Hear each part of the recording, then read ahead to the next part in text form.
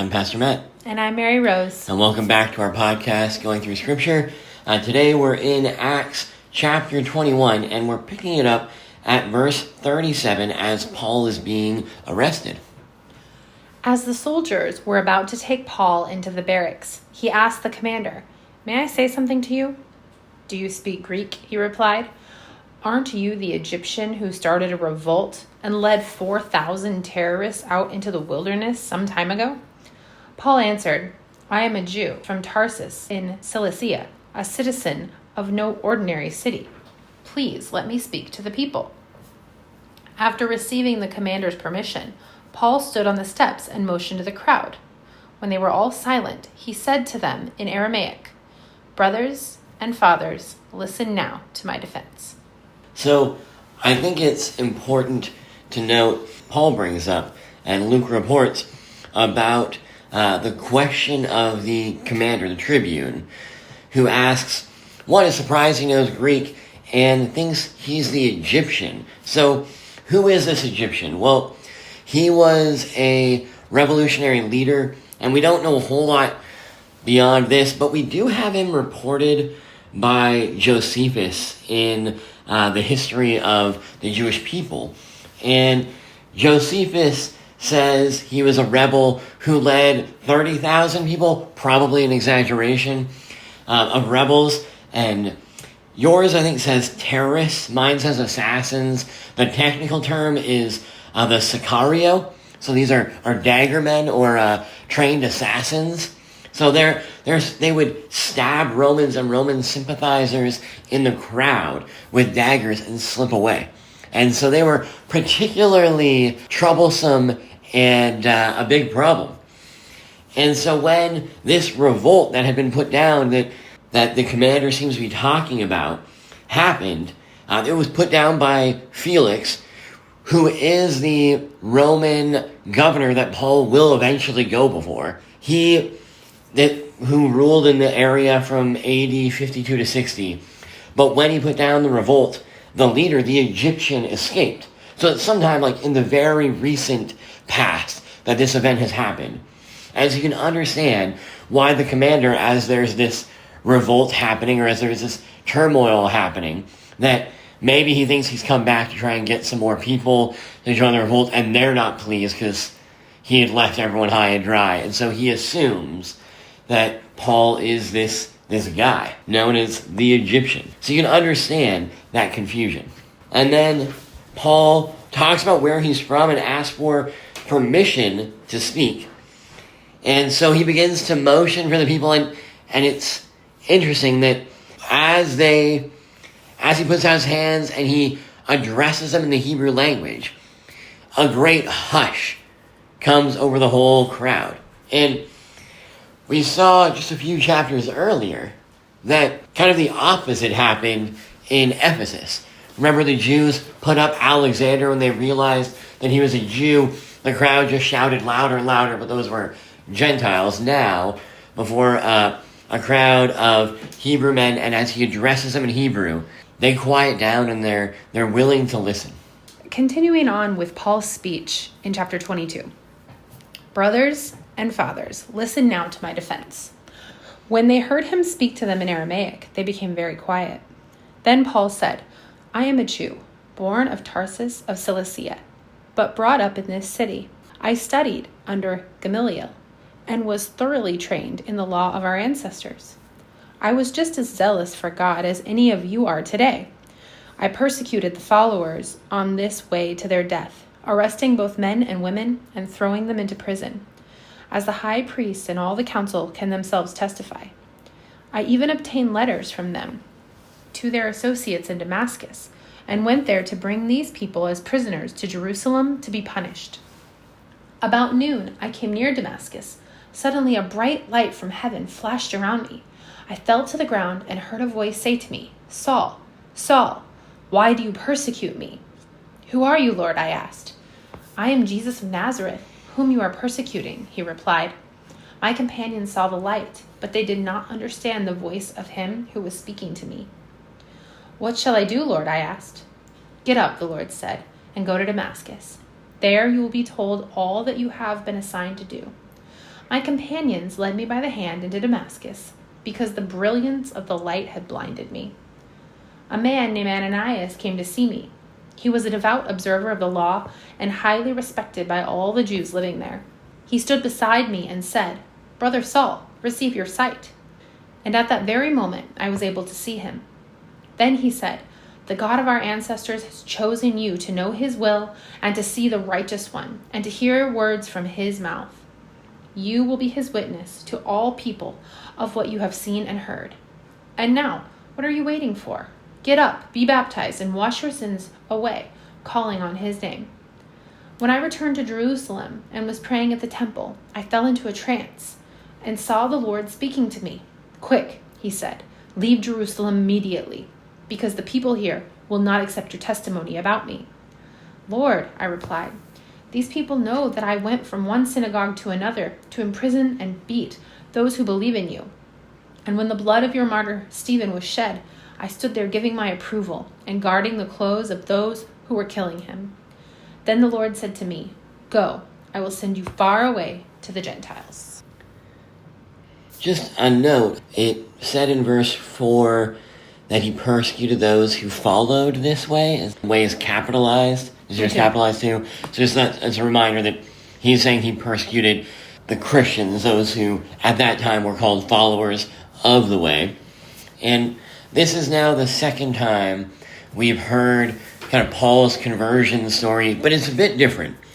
So in the first recounting of it, Luke is reporting it kind of as a narrator, so we get the visit to Ananias from the Lord, we get kind of a fuller picture. Here, Paul is telling the conversion story from his perspective and his experience of it. So there are a few small differences. Nothing that should concern us, but just notice it's the same story, but now it's Paul giving it as a speech in his defense as he begins to narrate and share kind of all the history that led up to his conversion. And then in verse 16, just that reminder where it says, "Rise, be baptized, and wash away your sins." So it's tying together that forgiveness of sins comes with baptism. Baptism isn't a response to something. It gives us the gift, as we teach. And if you're a Lutheran, you have probably heard that a million times. But if you're not a Lutheran, that sometimes isn't always the way other Christians talk about baptism. So just a reminder about that. And then we get this interesting section in verse 17 through 21, where Paul shows his zeal and wanting to go to Jerusalem, but the Lord tells him to leave because they're not going to accept the testimony about him.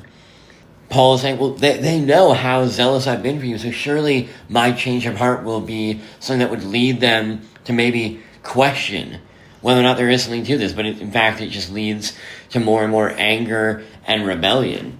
And God then says he's going to send him away to the Gentiles, and we'll see the response to that in a moment. But I also think that verse 17 and 18 kind of parallel the call of Isaiah in chapter 6 of Isaiah 1 to 10, and the warning that the people will not listen and will reject the message he has. So that was true of Isaiah, and now Paul, who wants to go to the Jews, or at least wanted to, God says that they're not going to receive the message, and he's going to send them away to the Gentiles. So why is Paul recounting this whole thing in great detail when he's been arrested? Like, it's almost like he's confirming the allegations against him. So the move he's trying to make is to say that he's one has been trained up by someone they all respect, Gamaliel, because he brought that up again. 2, that he followed the way of the Pharisee and of the law zealously, so he wouldn't take defiling the temple lightly. He's been a good law-following Jew, and now he's framing this almost in the sense of a prophetic message that he had received to share with the people, right? We're not there yet, because it'll be later in Acts where Paul creates this division between the Pharisees and the Sadducees. And there would certainly be some Pharisees among this group, or those who'd follow them.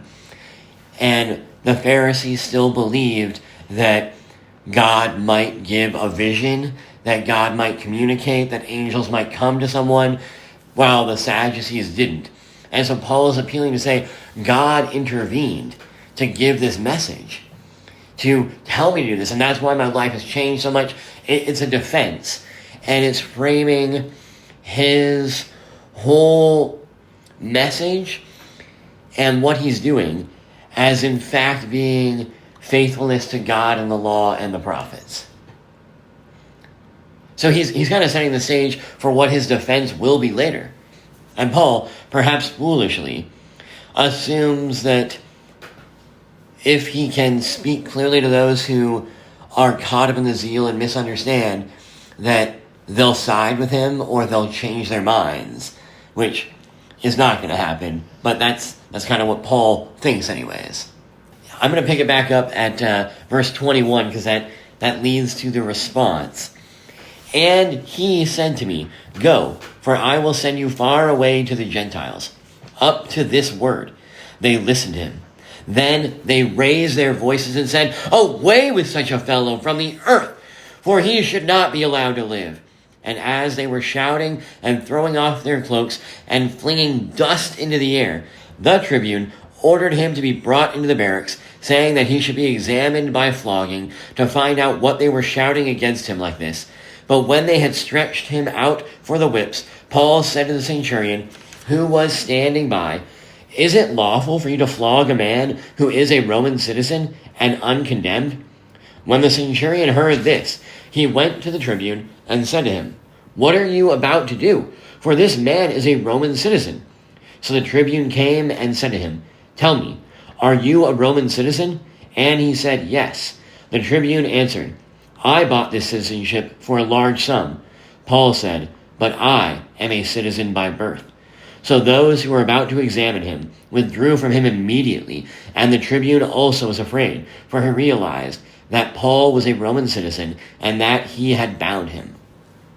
Remember at the beginning of chapter 22 that it said that Paul addressed them in Hebrew, in Aramaic. And so this whole speech has happened, and my guess is that the tribune doesn't know what's going on because he doesn't understand what he's saying. He doesn't know Aramaic. So he's heard Paul speaking and heard them get quiet, and then all of a sudden them turning and ready to murder him again. So he's a little confused and doesn't know what's going on, doesn't know what Paul has said. And so, understandably, he wants to get to the bottom of it. We might find his methods a little questionable, tying him to the rack and going to have him beaten to be examined by flogging. And notice all of this has happened, and it's only here when he's about to be flogged that Paul makes the comment about his citizenship. So we had talked last time about how in Jerusalem and Judea in this time and day and age that there was a lot of Jewish nationalism and a lot of, for lack of a better term, racism towards people that weren't Jewish. And so understandably, Paul has not brought this up yet. Because with the Jews, that wouldn't help anything. That would just make them more angry at him. Maybe not the Sadducees, because they were kind of Roman sympathizers, but the crowd that is likely to get angry about the violation of the temple is certainly not going to be brought into favor with him. But now, as Paul's about to be beaten, and if you know anything about flogging, especially by a Roman, it's not the Jewish flogging. So it's not the 40 lashes minus one. It's you flog someone until they've been flayed, and or until you get the answer you want. So many people who were flogged as an investigation kind of tool didn't survive. So Paul's now doing this to preserve his life. I mean, you don't know, and to be sure God could preserve him through that, but he's taking advantage of the right he's been given. And so there were, as he knows, there are three ways that you can be made a Roman citizen. One, like Paul was, you can be born into it. Right? Paul was born a Roman citizen, so someone in his family had gotten citizenship before, and it's passed on. you can pay a fortune or buy into it, as the centurion or the commander did, or you can do some extraordinary service for the empire and have it be rewarded to you. And so, if you were born a citizen, you technically had a higher status than someone who bought it or was awarded it, because you're one by birth. So, there's kind of this power-honor difference between Paul and the commander, that the commander now realizes quickly. If the commander had the higher honorary citizenship, he still wouldn't want to be a Roman citizen because that could lead to problems. But if Paul is a citizen by birth and has more honor, if anything, word about this gets out, the commander will likely be put to death for dishonoring another citizen without a trial. You can't do that before. So there's proper honor and the way that things have to go about, and that is not the way it's happening, which is why you see the immediate reaction of all of them, terrified that they might have even bound Paul, because Paul could demand reparations for that. Now, a question I've always asked myself is, well, but how can Paul prove it? Right? Like, that's great you can say it. Anyone can say there's something. But how does Paul prove it? Well, so, one, there's a record, presumably back in the town, like his hometown, but that doesn't really help him because that would be presumably months to get it back. There may also be something akin to a modern day like birth certificate, some sort of marker that you could carry around that would have some inscription or some seal on it. That would be helpful, especially if you're traveling around to use those rights of citizenship in other communities. And there are records of that. Paul doesn't say he has it, but my guess is if you claim to be a Roman citizen and it's proven false, that there's probably some pretty severe punishments for that. So picking it up at verse 30, but on the next day, desiring to know the real reason why he was being accused by the Jews, he unbound him and commanded the chief priests and all the council to meet.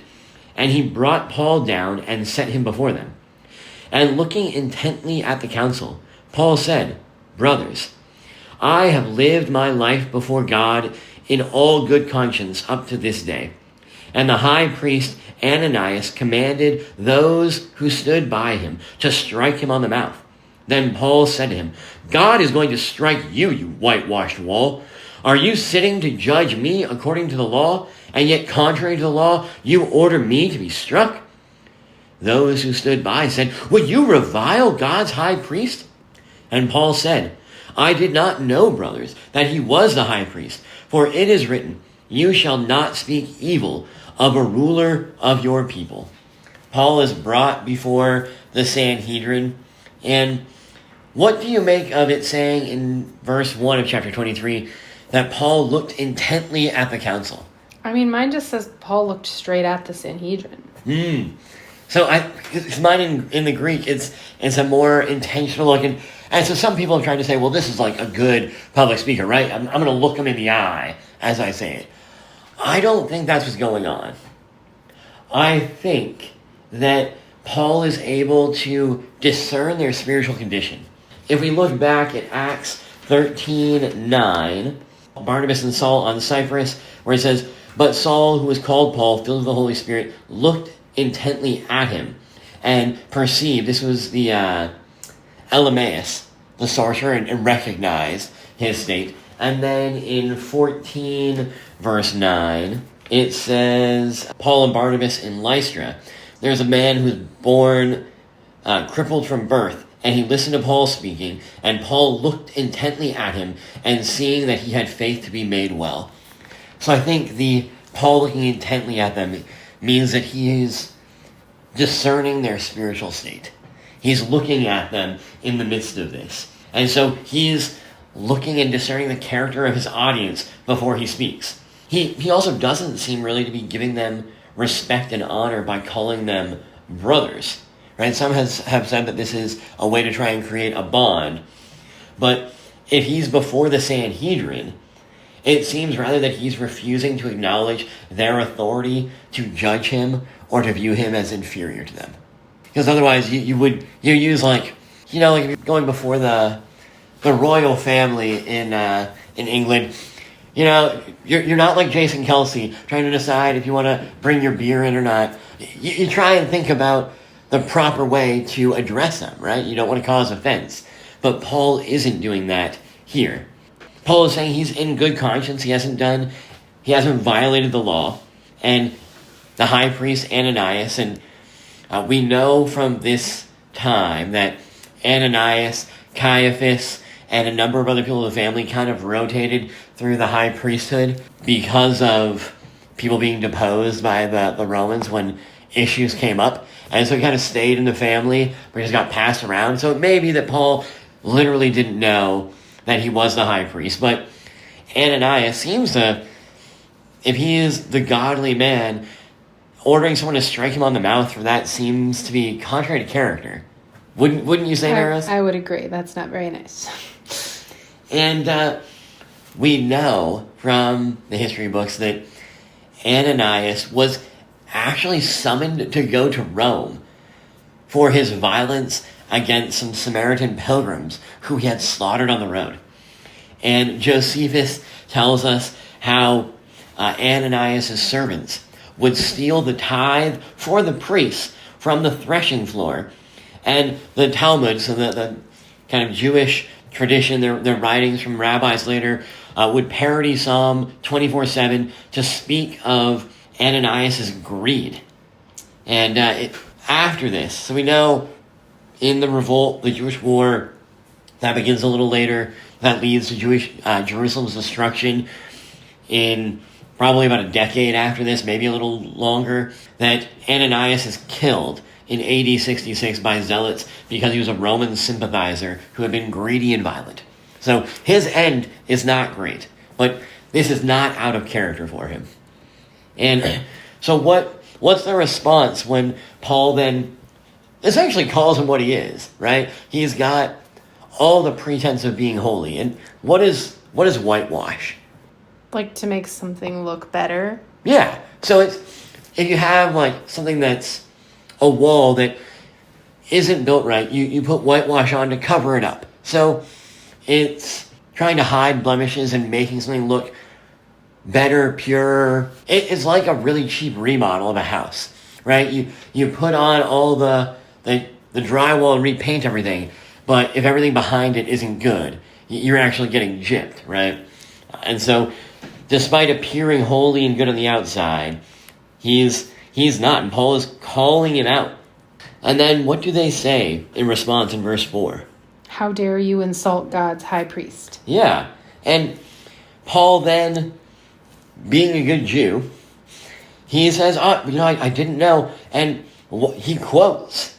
He in fact quotes Exodus 22, verse 28, which says you should not revile God's high priest, or the ruler of your people, as he's quoting there. And so Paul is saying, I didn't realize who he was. I'm still a good law-abiding Jew. That's kind of the move he's making, right? I know the law. If you want to judge me according to the law, I know the law well. You're right. I should not have spoken ill of a leader of God's people.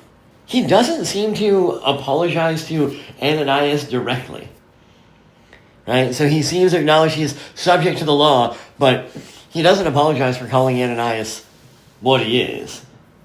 Then you want to pick it up at verse 6? Then Paul, knowing that some of them were Sadducees and others Pharisees, called out in the Sanhedrin, "My brothers, I am a Pharisee, descended from Pharisees. I stand on trial because of the hope of the resurrection of the dead." When he said this, a dispute broke out between the Pharisees and the Sadducees, and the assembly was divided.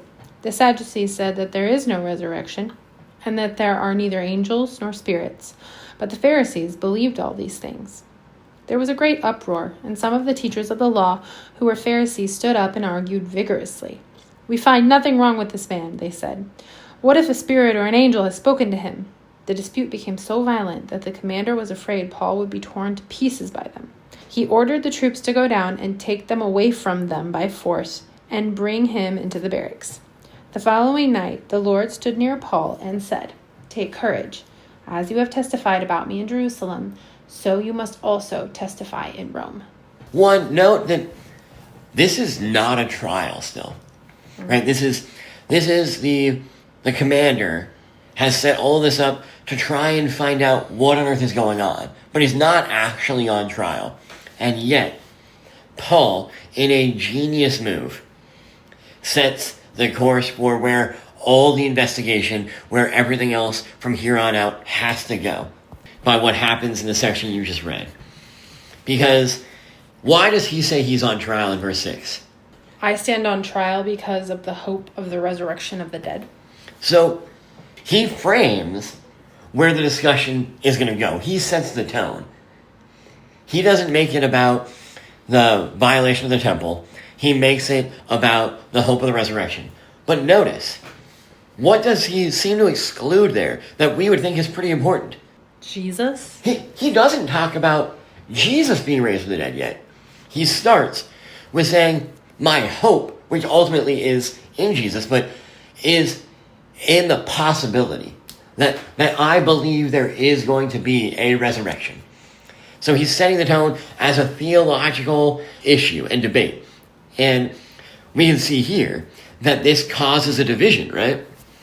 Because the Sadducees, who are the ruling people who have become corrupt, like Ananias, who have all of the influence and power, tend to dismiss. They only believe in the first 5 books of the Bible, the Pentateuch, and they would say that there is no resurrection, there are no angels, that these things don't exist, and there isn't a judgment to come, which is really convenient if you're acting corruptly in this life and you have all the power. But the Pharisees take all of what we would consider the Old Testament to be the Word of God and believe that angels and visions and resurrection are the hope of the Jewish people. So Paul begins to frame it in light of that, which is really important. Even by doing that, he begins to then set an opportunity, even if he doesn't say here about Jesus, to lead to that hope of the resurrection. And why it's changed in light of that hope, all of the things are being fulfilled is where he'll go, right down the road and some of the other stuff. So he's setting up this course of where the discussion's going to go. So even when he's on trial, he will constantly get to speak the gospel. Part of this is an appeal by Paul to say, I'm still one of you Pharisees. I still believe in these things. And the reason I'm here, because remember, half of them when he was being arrested didn't really know what was going on. They were confused. And they just get caught up in the clamor. And so now he's saying, well, I'm actually just on trial because I believe in these things like you, and they don't. So he's kind of pitting them against each other. Yeah. Well, we see throughout the book of Acts that the people who are more likely to have come to faith in the early chapters of Acts were often the Pharisees and those who took all of the scriptures seriously. So those are still the people that Paul may have a chance to reach. Maybe not Paul, but they'd be more likely to accept the idea of a new message or a new revelation. And so Paul is on trial for the very hope that they have. And so, right, to become a Christian, a Sadducee would have to abandon one or more of their core theological tenets, particularly regarding resurrection, but a Pharisee wouldn't. A Pharisee would just have to say, oh, it actually happened with this guy, and that changes everything. But it doesn't actually, they don't have to reject premises that they say were not possible, if that makes sense. Mm-hmm. And then again, the arguing and the violence mounts. The commander takes him away. And so all this stuff has happened. We have this message in verse 11, or Paul gets this message from the Lord. And what does the Lord say to him? Take courage. As you have testified about me in Jerusalem, so you must also testify in Rome. So Paul has just been arrested. He's had multiple bouts of violence against him. And yet what assurance does he have now? From verse 11. He has more work he's going to do. He's not going to die. At least not here and yet. Mm-hmm. Not until he gets there. That's got to give Paul some confidence, right? If this is God's will, it can't be stopped. And so I think Paul becomes more and more fearless and bold after this, prior to getting to Rome. We don't hear a whole lot once he's in Rome, but all the stuff leading up to there, Paul seems to be fearless, and it reminds me of a quote from Luther, where Luther said, "I am immortal until God says otherwise." Think about all the turmoil, the threats on Luther's life during his lifetime.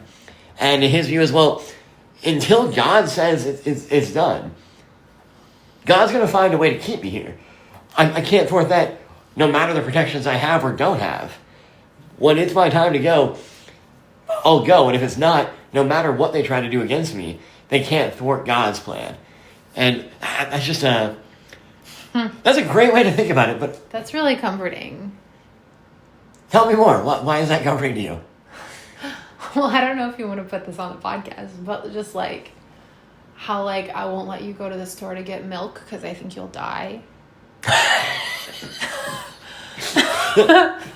For you want an insight into our marriage. She means mostly, I think, late at night. Yeah, no, well, it's not just the late at night. It's just how would I live with myself if the only reason you were at the store when something bad happened is because I sent you to buy milk, something so trivial. Sure. It's like a whole mental gymnastics thing I do. What's more important, milk or my husband's life? Even though those are not being weighed against each other. It reminds me, as you've been thinking about that, I don't think I brought this up in our conversations before, but it reminds me, there was this old show, Dead Like Me. I think it had 3 seasons. But anyways, ridiculous premise, but this girl dies and becomes a Grim Reaper. And she goes out and has to collect people as they're preparing to die and help transition them. But she was talking about all the things at the beginning of the series that she was doing to try and protect herself. And she walks out to get the mail, and somehow from a plane, something fell off, I think it's a toilet seat that hits her and kills her. And so it's it could be driving and doing something incredibly dangerous, or it could be walking out to get your mail, and it's your time to go. And a flying toilet It's seat. your time to go. Exactly. Right. You can try and put all the things in, but in the end, it's not in our hands. It's in God's, which is where the comfort is, right? And we may know that cognitively, but I'm sure it's got to be reassuring for Paul to have the Lord say that to him and tell him where he's got to go, right? For us, it's a reminder that if we're in God's hands, that we don't need to fear. And if it's our time, then nothing we could do would hinder that either, right? We're immortal in this life until Jesus says otherwise. And then we will really be immortal forever and ever. So when this ends, we're going to the place where we can't end. No one can touch us unless Jesus allows it. Therefore, we don't need to fear. We don't know what each day will hold or what will come tomorrow. Right? Paul will go to Rome and suffer. And we don't get that kind of clarity. Jesus doesn't tend to give that kind of clarity to us now.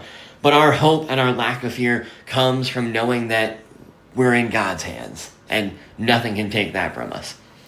And it's that reminder that if God has a plan, He's going to make it happen. I've talked about this a lot, especially since we've come here, that I stole from my mentor, Jeff Plater, that all that we can control is our faithfulness. We can't control fruitfulness or the results. And so we seek to look for what's the next faithful thing we should do. Picking it up at verse 12. When it was day, the Jews made a plot and bound themselves by an oath, neither to eat nor drink, till they had killed Paul. There were more than 40 who made this conspiracy. They went to the chief priests and elders and said, "We have strictly bound ourselves by an oath to taste no food till we have killed Paul. Now, therefore, you, along with the council, give notice to the tribune to bring him down to you, as though you were going to determine his case more exactly, and we are ready to kill him before he comes near." And the Sanhedrin said, "Of course not, that would be terrible. We can't do something like that. Would be in violation of the..." Wait, no, it doesn't say anything like that. Sorry, picking it back up at verse 16. Now, the son of Paul's sister heard of their ambush, so he went and entered the barracks and told Paul. Paul called one of the centurions and said, "Take this young man to the tribune, for he has something to tell him." So he took him and brought him to the tribune and said, "Paul the prisoner called me and asked me to bring this young man to you, as he has something to say to you." The tribune took him by the hand and going aside asked him privately, "What is it that you have to tell me?" And he said, The Jews have agreed to ask you to bring Paul down to the council tomorrow, as though they were going to inquire somewhat more closely about him. But do not be persuaded by them, for more than 40 of their men are lying in ambush for him, who have bound themselves by an oath neither to eat nor drink till they have killed him. And now they are ready, waiting for your consent. So the tribune dismissed the young man, charging him, "Tell no one that you have informed me of these things." What a wild story. I feel like I always get confused here about, like, I get confused in the death of Jesus too, about like who is actually in charge and like who is passing judgment and who can punish and who, like, it's very confusing. Sure. Well, right now, there still hasn't even been a formal charge set against Paul. So he's being held for his protection, not actually under arrest. But could the Sanhedrin press charges, or does it have to be Rome? They could, but they likely can't get capital punishment. Oh. And the Tribune is trying to figure out what's going on. And we'll see, as this continues, that Rome really isn't the one pressing charges. They're just holding him in custody for his protection, essentially. And now, because they're like, what's going on? And it isn't until Paul appeals to Caesar that it's in Rome's actual jurisdiction that he's under trial. Before that, they're just holding him, trying to figure out what's going on. So at this point, the Romans are still kind of sympathetic towards Paul because he's a citizen. Like, it just strikes me as odd that he can get a message to the commander when he's in prison. So that's the thing. He's not really in prison. He's just being held. Yeah. Okay. And we'll see later when he gets sent down right after this that it says they give him some freedom and his friends are able to come and visit him. Like, they don't think of Paul as a threat.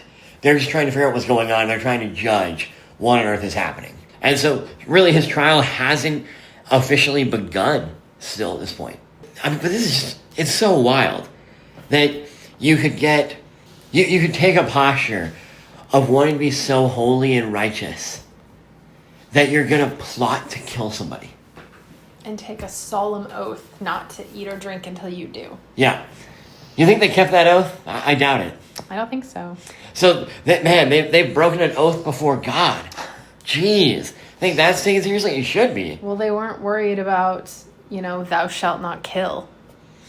And, I mean, to put the best construction on it, which is hard, is they think they're killing a blasphemer. But to do that, even according to Jewish law, which that is the ultimate outcome, is you stone a blasphemer to death. But you have to do it through the proper channels. It's not just in the heat of a mob. They're supposed to go before and be tried and condemned, and none of that's happened. So this is just wild. And yeah, then this is just like some random dudes doing it. And they go to the Sanhedrin and they're like, okay, sure. Like, oh man.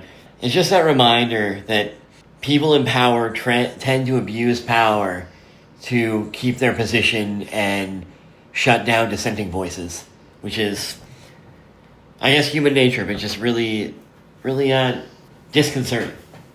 And in this second section, where, one, obviously Paul must have family in town, which just kind of never struck me before. But I've always read this as the young man being like some younger kid, like 12, 13, like he was in the room and no one cared.